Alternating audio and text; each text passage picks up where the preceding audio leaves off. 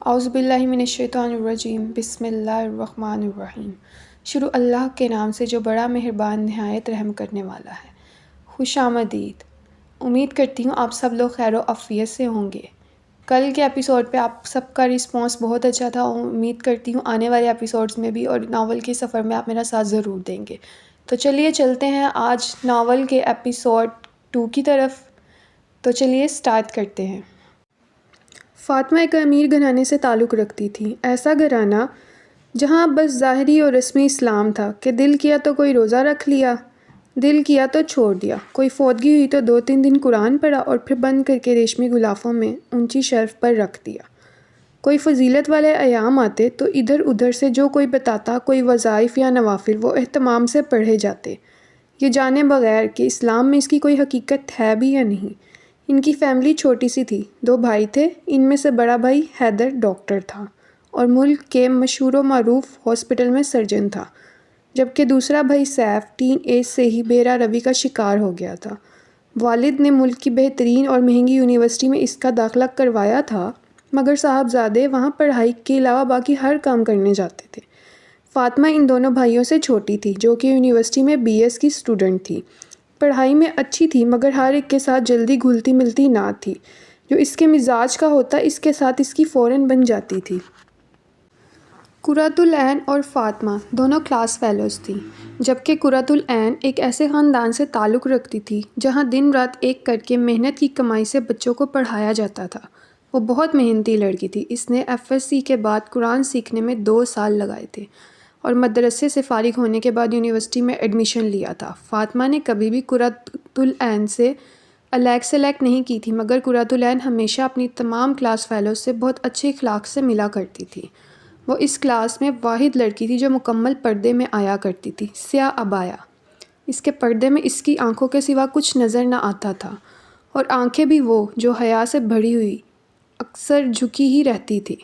اس کے پردے پر اکثر کلاس فیلوز اس کا مذاق بھی بناتی تھیں، کچھ نے تو اس کا نام بھی کالا کولا رکھا ہوا تھا، مگر وہ ہمیشہ ہی ایسی باتوں کو مسکرا کر نظر انداز کر دیتی تھی، کیونکہ وہ جانتی تھی اسے اس کے رب نے یونیک بنایا ہے اور وہ احساس کمتری کا شکار ہو کر اس دین اور ہدایت کی نعمت کی ناشکری نہیں کر سکتی۔ فاطمہ نے کبھی اس کی طرف دھیان نہیں دیا تھا، مگر اب حالات نے ایسی کروٹ لی تھی کہ فاطمہ کو قرۃ العین کے پاس آنا ہی پڑا تھا۔ فاطمہ کی نظریں قرآن پر جمی مسلسل پھیلتی جا رہی تھی۔ اسے ایسے لگ رہا تھا جیسے کسی نے اس کا دل مٹھی میں بھر لیا ہو اور پھر مٹھی کو زور سے بھینچ لیا ہو۔ وہ اپنی ہی جگہ سن ہو کر رہ گئی تھی۔ واقعی اس کے ابھی تھوڑی دیر پہلے کیے ہوئے سوال کا جواب اس کے سامنے موجود تھا۔ ایسا کیسے ہو سکتا ہے؟ اس نے تو کبھی قرآن کو ایسا نہیں سمجھا تھا۔ اس نے تو بچپن سے یہی سیکھا تھا کہ قرآن کو ثواب حاصل کرنے کے لیے پڑھا جاتا ہے، اس کا ادب اتنا کرنا ہے کہ اس کو اپنے پیچھے نہیں رکھنا۔ آج اسے احساس ہو رہا تھا کہ اب تک تو وہ اس عظیم کتاب کی بے ادبی کرتی آئی ہے۔ اب تک تو اس نے اس کتاب کو اپنے پیچھے ہی ڈال رکھا تھا۔ شیطان بھی کیسے کیسے کھیل کھیلتا تھا نا! جس کتاب کے ذریعے جنت کا راستہ ملنا تھا، اسی کو بھلوا کر دنیا کو جنت بنانے کے خواب لوگوں کو دکھانے میں مصروف تھا۔ حتیٰ کہ زندگی کی ان لمبی لمبی امیدوں نے مسلمانوں کو ان کے دلوں کی پرسکون جنت سے بھی محروم کر دیا تھا۔ اس کا ذہن بے انتہا الجھ چکا تھا۔ وہ سمجھ نہیں پا رہی تھی کہ آخر اس کے ساتھ کیا ہو رہا ہے۔ اس کے سامنے اللہ کی روشن آیات موجود تھی، کیا وہ واقعی اس کے لیے وہاں موجود تھی؟ اے پیغمبر، میری طرف سے لوگوں کو کہہ دو کہ اے میرے بندوں، جنہوں نے اپنی جانوں پر زیادتی کی ہے، اللہ کی رحمت سے نا امید نہ ہونا۔ بے شک اللہ تو سب گناہوں کو بخش دیتا ہے اور وہ تو بخشنے والا مہربان ہے۔ اپنے رب کی طرف پلٹ آؤ اور اس کے فرما بردار ہو جاؤ اس سے پہلے کہ تم پر عذاب آ جائے، پھر تم کوئی مدد نہ کیے جاؤ گے۔ سورہ زمر آیت 53-54۔ وہ جیسے جیسے آیات کا ترجمہ پڑھتی جا رہی تھی، اس کی دھڑکن تیز ہوتی جا رہی تھی، آنکھیں پھر سے ابلنا شروع ہو گئی تھی، گرم گرم آنسو اس کے چمکتے گلابی چہرے پر بہنے لگے تھے۔ قرۃ، کیا واقعی اللہ نے مجھے جواب دیا ہے؟ اس کی آواز کی کپکپاہٹ قرۃ العین بخوبی محسوس کر رہی تھی۔ بالکل فاطمہ، اگر اس نے تمہیں ایسے ہی سنبھالنا نہ ہوتا تو سوچو کیوں تمہیں یہاں لے کر آئے؟ کیوں تم نے مجھ سے وہ سب کہا جو بہت کم لوگ کہنے کی ہمت کرتے ہیں؟ کیوں قرآن کی انہی آیات میں تمہارے جواب تھے؟ یہ اتفاق نہیں ہے فاطمہ، یہ سب اس پیارے رب کی پلاننگ ہے۔ فاطمہ کے چہرے کا رنگ فک ہو چکا تھا۔ اس نے کبھی اللہ کے بارے میں ایسا نہیں سوچا تھا، یا شاید کبھی اللہ کے بارے میں سوچا ہی نہ تھا۔ کیا یہ سب واقعی اس کی پلاننگ تھی؟ جن حالات سے وہ گزر کر یہاں تک آئی تھی، کیا چاہ رہے تھے اللہ اس سے؟ اسے اس سب سوال کا جواب چاہیے تھا۔ بہت کچھ تھا جو اس کے اندر کچے دھاگوں کی مانند الجھتا جا رہا تھا۔ وہ مزید وہاں رکنے کی پوزیشن میں نہ تھی۔ اب اسے یہاں سے جانا تھا، کسی ایسی جگہ جہاں وہ اپنے رب کے سامنے کھل کر رو سکے۔ تمہارا بہت بہت شکریہ کرت، تم نہیں جانتی آج تم نے مجھے کیا دیا ہے۔ میں تمہارا احسان کبھی نہیں چکا پاؤں گی، فاطمہ نے کھڑے ہو کر آنسو صاف کرتے ہوئے کہا۔ قرۃ العین مسکراتے ہوئے اس کے گال کو تھپکتے ہوئے پیار سے بولی، ارے لڑکی، یہ سب تو تمہیں اللہ نے آج اس وقت اس جگہ دینا ہی تھا، مجھے تو بس اس نے ذریعہ بنایا ہے۔ الحمدللہ کثیرا، اللہ کا بے شمار احسان ہے ہم پر۔ یہ کیسی لڑکی تھی، کس دنیا کی تھی، کیسی عاجزی تھی اس میں۔ فاطمہ کو اسے دیکھ کر بے انتہا رشک آ رہا تھا۔ اس کے دل میں خواہش جاگی کہ مجھے بھی اللہ کی ایسی ہی پیاری بندی بننا ہے۔ یہ سوچتے ہوئے وہ بہتی آنکھوں سے مسکرا دی۔ اس کے بعد فاطمہ قرۃ العین سے اس کا نمبر لے کر اس کے گھر سے نکل آئی۔ فاطمہ کے جانے کے بعد قرۃ العین نے ہاتھوں میں پکڑے ہوئے قرآن کو سینے سے لگایا اور مسکراتے ہوئے اپنے کمرے کی کھلی کھڑکی کی طرف آئی۔ اس کے کمرے کی کھڑکی گھر کے پچھلی طرف خالی پلاٹ میں کھلتی تھی، جہاں اس نے گلی کے بچوں کے ساتھ مل کر صفائی کر کے چھوٹے چھوٹے پودے اگا رکھے تھے۔ ہلکی ہلکی گھاس بھی اگ آئی تھی۔ وہ صبح یونیورسٹی جانے سے پہلے وہاں مٹی کا پیالہ پانی سے بھر کر رکھ جاتی تھی، تاکہ سارا دن جو بھی پرندہ اور جانور اس میں سے پیے، اس کے لیے وہ صدقہ لکھا جاتا رہے۔ باہر بہت سہانا موسم تھا، مغرب کا وقت ہونے ہی والا تھا۔ تیز ٹھنڈی ہوا چل رہی تھی، جس کی وجہ سے درخت کی ٹہنیاں اوپر نیچے جھول رہی تھی، گویا اپنے خالق کی تسبیح کر رہی ہوں۔ اسے فوراً سے وہ آیت یاد آئی جس میں اللہ تعالیٰ نے فرمایا تھا، ساتوں آسمان اور زمین اور جو ان میں ہیں سب اسی کی تسبیح کرتے ہیں، اور کوئی چیز نہیں مگر اس کی تعریف کے ساتھ تسبیح کرتی ہے، لیکن تم ان کی تسبیح کو نہیں سمجھتے، بے شک وہ بردبار اور غفار ہے۔ سورۃ الاسراء آیت نمبر 44۔ اس عرش پر مستوی رب کا کلام حق ہے، سچ ہے، مگر بہت کم ہی لوگ ہیں جو اس کے کلام سے ہدایت لیتے ہیں۔ یہ آیت یاد آتے ہی اس نے زیر لفظ تسبیح کرنا شروع کر دی۔ پتوں کی سرسراہٹ، چڑیوں کی چہچہاہٹ اور غروب ہوتے ہوئے سورج سے سارا سما بہت خوبصورت لگ رہا تھا۔ کائنات کی ہر چیز کو دیکھ کر اسے اپنا رب یاد آتا تھا۔ وہ دل ہی دل میں اس کی بنائی ہوئی ہر چھوٹی بڑی تخلیق کو سراہتی رہتی تھی۔ ابھی بھی وہاں کھڑے کھڑے وہ یہی کر رہی تھی، زرد ہوتے آسمان کی جانب مسکراتے ہوئے دیکھ رہی تھی، گویا آسمان کے پار کسی کو محسوس کر رہی ہو۔ اسے فاطمہ پر بہت پیار آ رہا تھا۔ اسے ہمیشہ سے ان لوگوں سے بہت اپنائیت محسوس ہوتی تھی جو اپنی رب کی طرف پلٹ آتے ہیں اور اپنے رب سے محبت کرتے ہیں۔ اسی لیے اسے ہر اس انسان سے محبت تھی جو اس کے رب سے محبت کرتا تھا۔ فاطمہ بھی اس رستے پر قدم رکھ چکی تھی۔ اس کے دل سے فاطمہ کے لیے بہت دعائیں نکل رہی تھی کہ اللہ اس کے دل کو اپنے لیے خالص کر دے، خاص کر دے، اسے اپنی طرف کھینچ لائے، اسے اپنے خاص بندوں میں شامل کر لے۔ ابھی یہ سب سوچ ہی رہی تھی کہ دور پار سے اسے مغرب کی اذان کی آوازیں سنائی دی۔ وہ فوراً پلٹی تو اسے خیال آیا کہ اس کے ہاتھوں نے ابھی بھی قرآن کو بہت مضبوطی مگر محبت سے سینے سے لگایا ہوا تھا۔ وہ واپس رکھنے کے لیے الماری کی طرف بڑھ رہی تھی کہ اس نے چلتے چلتے ایسے ہی قرآن کھولا تو سامنے یہ آیت تھی، جب وہ لوگ اس کتاب کو سنتے ہیں جو پیغمبر محمد صلی اللہ علیہ وآلہ وسلم پر نازل ہوئی تو تم دیکھتے ہو کہ ان کی آنکھوں سے آنسو بہہ رہے ہوتے ہیں، اس لیے کہ انہوں نے حق بات پہچان لی، اور وہ خدا کی جناب میں عرض کرتے ہیں کہ اے پروردگار، ہم ایمان لے آئے تو ہم کو گواہی دینے والوں کے ساتھ لکھ لے۔ سورہ مائدہ آیت نمبر 83۔ اس کی دل کی دھڑکن ایک دم تیز ہو گئی، قدم وہیں جم گئے اور آنکھیں پرنم ہو گئیں۔ انہی پرنم آنکھوں سے مسکرا کر اس روشن آیت پر ہاتھ پھیرتے ہوئے کہنے لگی، او فاطمہ، تم کیا جانو تمہارا رب تمہارے ان بہتے آنسوں کی کتنی قدر کرنے والا ہے۔ فاطمہ شہر کے اس علاقے میں پہلی مرتبہ آئی تھی۔ یہ وہ علاقہ تھا جہاں مڈل کلاس فیملیز رہتی تھیں، ایک ہی دیوار کے ساتھ جڑے گھروں میں رہنے والے آپس میں بھی جڑ کر رہنا جانتے تھے۔ فاطمہ قرۃ العین کی والدہ سے ملنے کے بعد گھر سے نکل آئی تھی۔ گلی میں بچے آپس میں کھیل رہے تھے۔ اسی گلے کے کونے پر چچا سلیم گاڑی میں اس کا انتظار کر رہے تھے۔ فاطمہ اپنے خیالوں میں گم چلے جا رہی تھی کہ اچانک آس پاس کھیلنے والے بچوں نے اسے سلام کیا۔ وہ حیرت سے متوجہ ہوئی۔ بچے سلام کرنے کے بعد دوبارہ سے کھیل میں مصروف ہو گئے۔ اس نے بھی جواب دیا تو ایک بچی بھاگتی ہوئی اس کے پاس آئی۔ آپی آپی، آپ باجی کی دوست ہیں نا؟ وہ ننھی سی بچی پرجوش انداز میں پوچھ رہی تھی۔ باجی کون؟ فاطمہ نے نیچے جھکتے ہوئے پیار سے اس کے گال کھینچتے ہوئے کہا۔ اینی باجی، آپ ان کے گھر سے آ رہی ہیں نا؟ بچی نے قرۃ العین کے گھر کی طرف اشارہ کرتے ہوئے فاطمہ کو بتایا۔ اوہ باجی، وہ باجی، جی جی، میں ان کی دوست ہوں۔ فاطمہ نے مسکراتے ہوئے کہا۔ وہ سمجھ گئی تھی یہ بچے قرۃ العین کے پاس قرآن پڑھتے ہیں، اسی لیے انہوں نے اسے سلام کیا تھا۔ اسے ہی نہیں بلکہ وہ ہر آنے جانے والے کو سلام کر رہے تھے، بالکل قرۃ العین کی طرح۔ یونیورسٹی میں بھی وہ ایسے ہی خود آگے بڑھ بڑھ کر سلام کرتی تھی۔ اس کے اسٹوڈنٹس بھی اس کے ہی جیسے تھے۔ بچی دوبارہ سے اپنے کھیل میں مصروف ہو چکی تھی۔ فاطمہ گلی سے نکل کر گاڑی میں آ کر بیٹھ گئی اور بیٹھتے ہی چاچا سلیم کو سلام کیا۔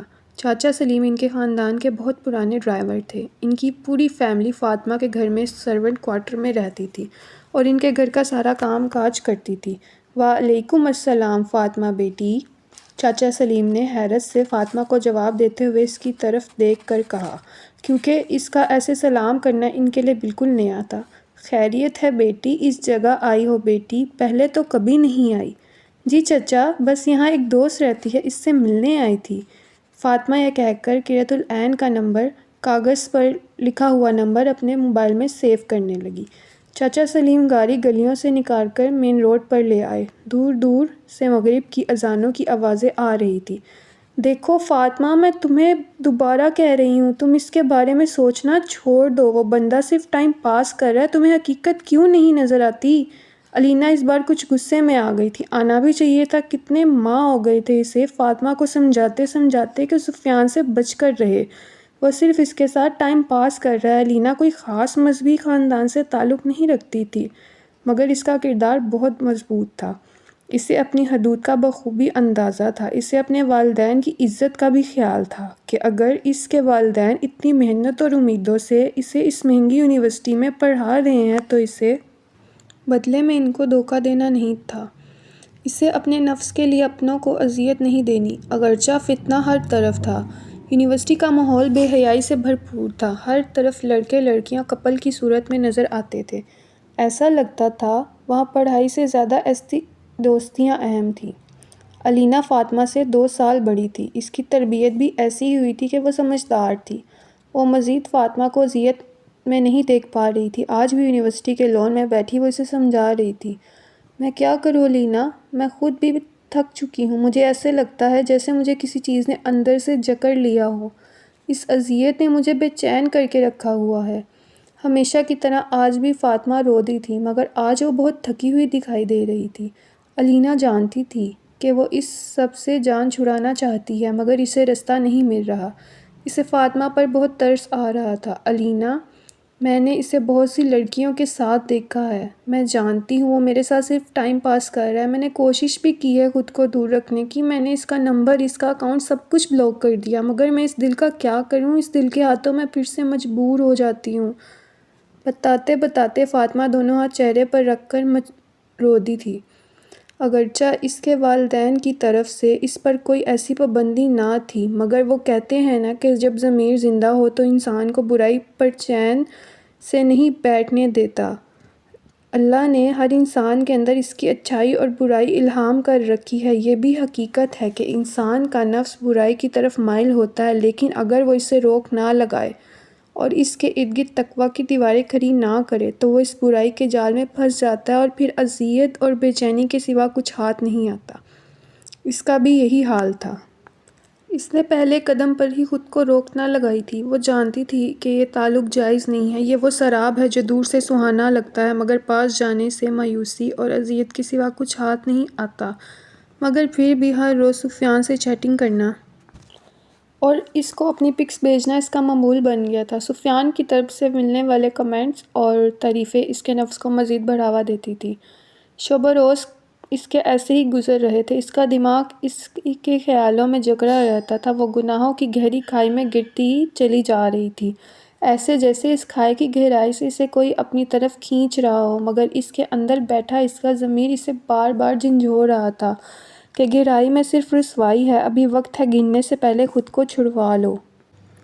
السلام علیکم قرۃ العین یونیورسٹی کے کوریڈور کی سیڑھی پر بیٹھی اپنی فائل میں بیچز لگا رہی تھی کہ اچانک پیچھے سے فاطمہ آ گئی۔ اس نے بیبی پنک شرٹ کے ساتھ وائٹ ٹراؤزر پہنا ہوا تھا اور شفون کا بیبی پنک دوپٹہ نفاست سے سر پر ڈالا ہوا تھا، مگر دوپٹے کے اندر کھلے بالوں کی لٹیں چہرے اور گردن پر آ رہی تھی، جنہیں وہ سائڈ پر کرتے ہوئے قرۃ العین کی طرف جھکی۔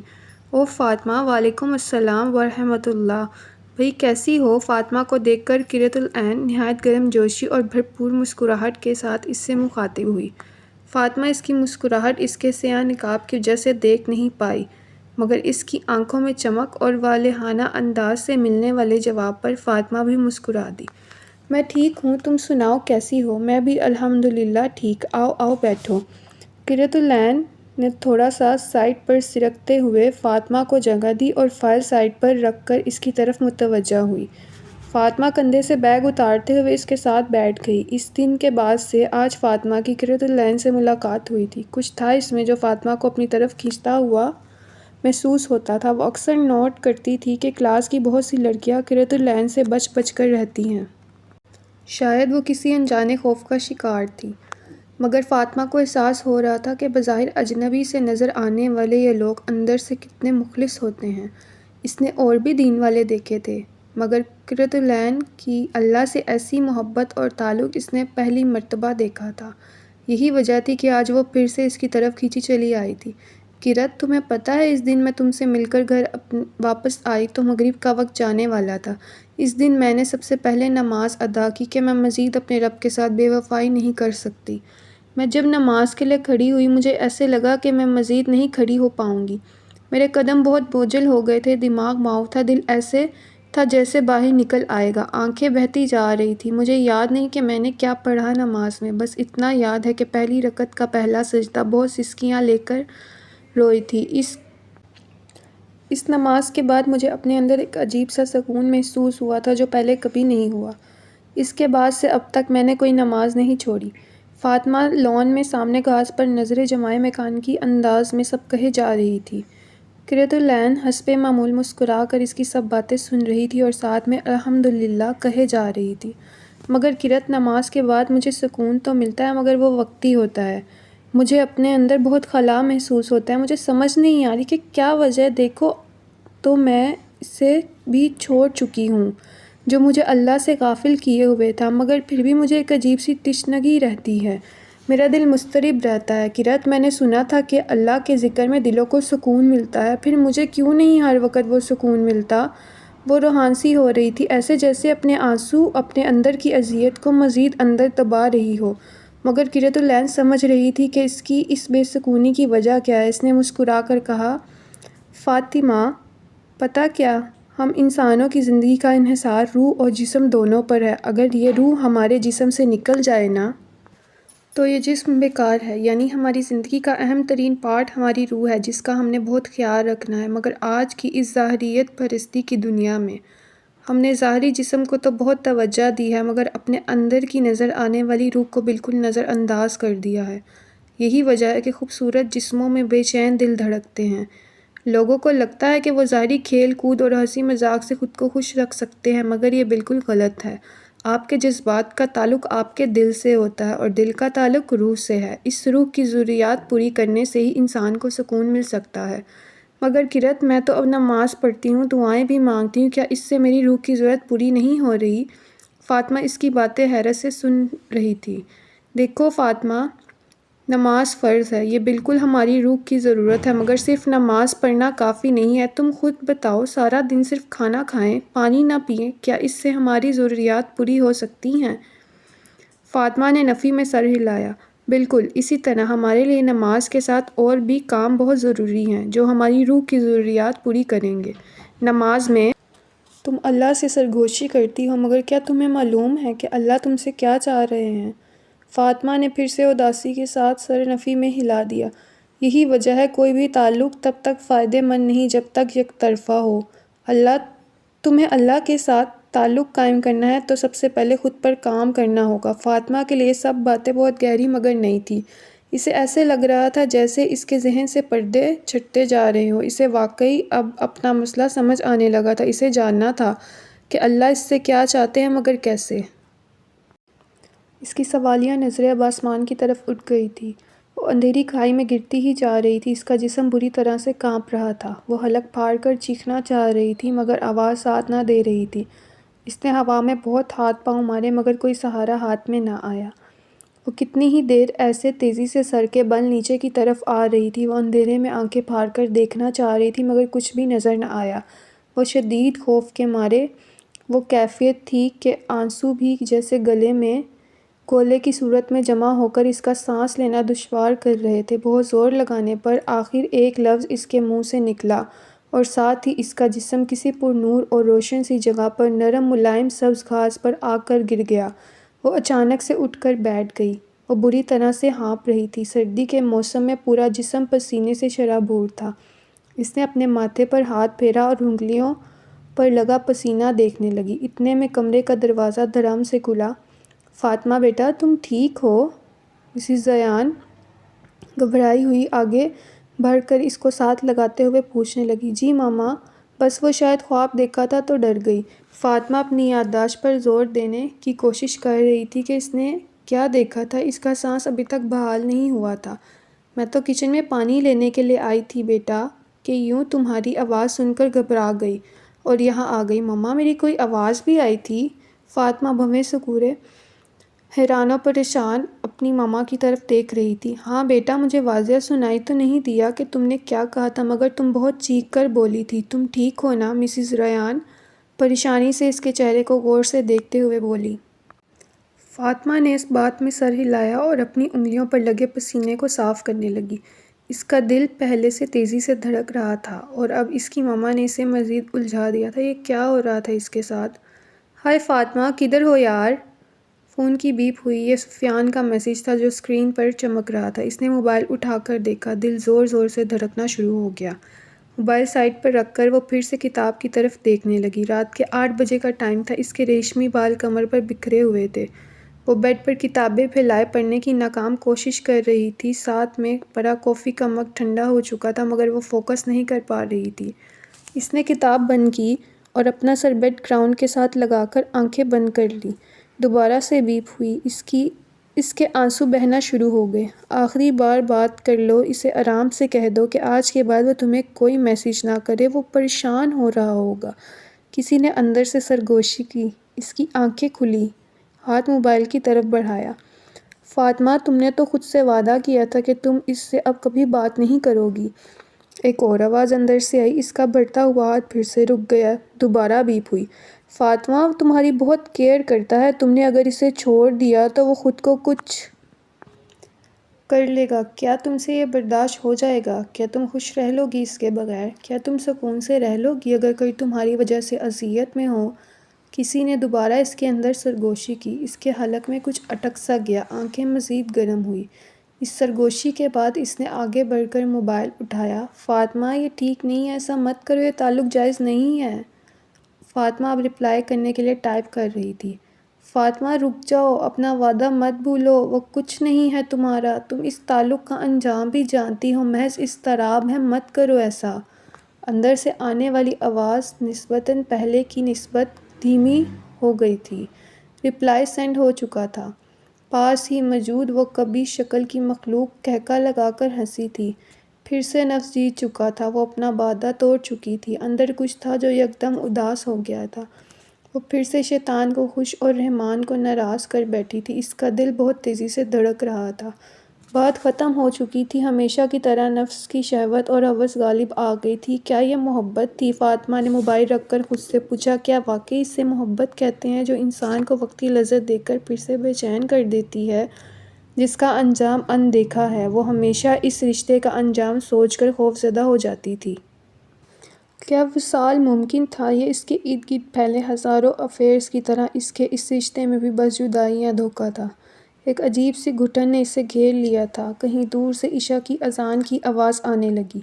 اس نے ٹائم دیکھا تو 9 بج چکے تھے، یعنی وہ پورا 1 گھنٹہ سفیان سے چیٹ کرتی رہی۔ اسے احساس ہی نہ ہوا تھا۔ ہوتا بھی کیسے؟ نفس کی خواہشات پوری کرتے کرتے انسان کو لمحات تو کیا گھنٹوں کے ضیاع کی بھی خبر نہیں ہوتی۔ احساس ضیاع تو دور کی بات ہے، اس نے اذان کو اگنور کر کے دوبارہ موبائل اٹھایا اور واٹس ایپ آن کیا۔ کسی کا کوئی میسج نہیں تھا۔ اسٹیٹس کا نوٹیفیکیشن دیکھ کر وہ کانٹیکٹس کے اسٹیٹس دیکھنے لگی۔ یکایک قرۃ العین کا اسٹیٹس سامنے آیا جو ابھی 17 منٹ پہلے ہی اپلوڈ کیا گیا تھا۔ قال اللہ تعالیٰ: اور ہم نے ان میں سے اکثر لوگوں کا عہد کا پابند نہیں پایا اور ہم نے ان میں سے اکثر لوگوں کو نافرمان ہی پایا۔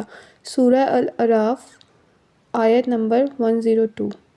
اس کا یہ اسٹیٹس دیکھ کر فاطمہ کا دل جیسے ایک لمحے کے لیے بند ہو گیا۔ اس کے ہاتھ کانپنے لگے۔ قرۃ العین اکثر اپنے اسٹیٹس پر آیات یا احادیث لگایا کرتی تھی۔ فاطمہ اکثر اگنور کر جاتی تھی یا سرسری سا پڑھ کر گزر جاتی تھی، مگر آج وہ اس آیت کو اگنور نہیں کر پائی تھی۔ اسے ایسے لگا جیسے کسی نے بہت زور سے اسے جھنجھوڑ کر رکھ دیا ہو۔ دل کی بے چین دھڑکن نے آنسوؤں کو پھر سے گرم کر دیا۔ وہ اکثر قرۃ العین کی باتوں پر حیران ہوتی تھی کہ اسے قرآن سے کیسے جواب مل جاتے ہیں۔ کچھ دن پہلے جب وہ قرۃ العین کے گھر گئی تھی تو اسے بھی ایک جواب ملا تھا۔ اس کے بعد اس نے پکا ارادہ کیا تھا کہ اب دوبارہ اس گناہ میں ملوث نہیں ہوگی، مگر آج وہ پھر سے اپنے نفس کے ہاتھوں ہار بیٹھی تھی۔ ہم نے ان میں سے اکثر کو نافرمان ہی پایا ہے، یہ اللہ کے الفاظ تھے۔ 7 آسمانوں کے پار سے آئے اس رب کے کلمات اور 1400 سال پہلے نازل شدہ الفاظ آج کیسے اس کی سچویشن کے مطابق اسے جواب دے رہے تھے۔ نافرمان ان کو، یعنی مجھے، میں نافرمان، ہاں میں پھر سے نافرمانی کر بیٹھی۔ موبائل سائڈ پر رکھ کر وہ فوراً واش روم کی طرف بھاگی اور وضو کر کے جائے نماز بچھا لی۔ آنسو زاروں قطار بہہ رہے تھے، جسم مسلسل کانپ رہا تھا۔ نماز کے بعد اس نے کانپتے ہوئے ہاتھ اٹھائے۔ اے اللہ تعالیٰ، I am sorry, really sorry, میں پھسل گئی، میں پھر سے پھسل گئی، آپ نے صحیح کہا، میں نافرمان ہی ہوں، میں اپنا وعدہ پورا نہ کر سکی، ہچکی بن چکی تھی، اللہ پلیز مجھے معاف کر دیں۔ آپ نے اس دن اپنی آیت کے ذریعے مجھے حوصلہ دیا تھا کہ آپ سب گناہ معاف کر دیتے ہیں، مگر دیکھیں آج میں پھر سے گناہ کر بیٹھی۔ اللہ تعالیٰ پلیز مجھے نافرمان نہیں بننا، مجھے بھی قرۃ کی طرح آپ کی پیاری بندی بننا ہے۔ اللہ پلیز، میں کمزور پڑ رہی ہوں، میرے دل کو سنبھال لیں اللہ پلیز اللہ۔ چہرہ ہاتھوں میں چھپائے وہ بچوں کی طرح بلک بلک کر رو دی تھی۔ روتے روتے وہ سجدے میں گر گئی۔ زمین اس کی ندامت میں ڈوبی سسکیوں کی گواہیاں سمیٹ رہی تھی، حتیٰ کہ اس کے دل پر سکینت نازل ہونے لگی اور اسے پتہ ہی نہ چلا کب وہ نیند کے آغوش میں چلی گئی۔